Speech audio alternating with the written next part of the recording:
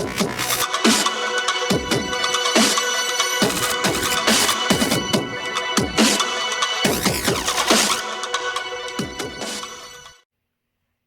guys, welcome back to another video today. You guys already know what's going on. You guys read the title of the video. Today we're going to be doing the BMS courier intake installation, so I'm not going to bore you guys any more talks. Let's go straight to it. Alright guys, here we are. We got the Breaker Motorsports courier intake, or BMS courier intake. We're going to be swapping out the stock right here. And without further ado, let's get to it. Alright, step one is actually fairly simple. You just have to use a flathead screwdriver and loosen up the clamp right here. Step two, and these are the T25 screws. We got 1, 2, 3, 4, 5, 6, and it's got to loosen those up. Alright, so now we have the clamp loosened, the screw loosened as well, and they actually don't come out, they just kind of stay on top like that, and then you can actually just remove the airbox like so.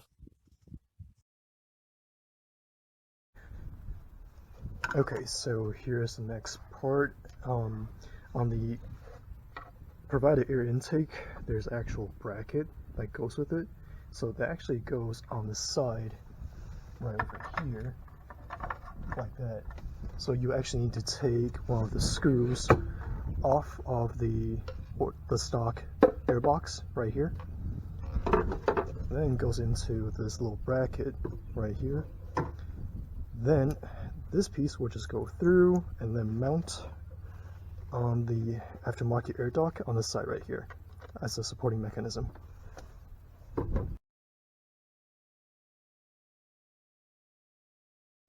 Alright guys, there it is, the BMS courier intake, all installed, good to go on the F10535XI with the Sports package on it. Alright, let's fire her up and see what she sounds like.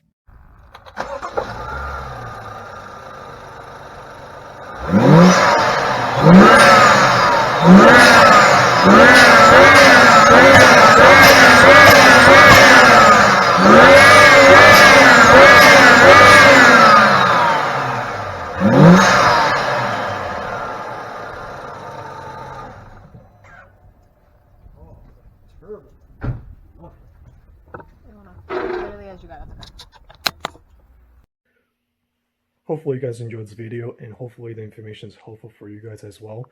I do apologize. I realized I didn't get a chance to upload the before sound clip from the engine, but overall I'm very happy with the BMS courier intake. I did notice a slight audible change from the engine during acceleration. So overall, I'll definitely recommend it for those who drive the BMW 535i. Definitely worth it, in my opinion at least. And if you do enjoy the video, be sure to give it a thumbs up and subscribe, because our next project is going to be the boost pipe and the charge pipe. So be sure to stay tuned, and I'll see you guys next time.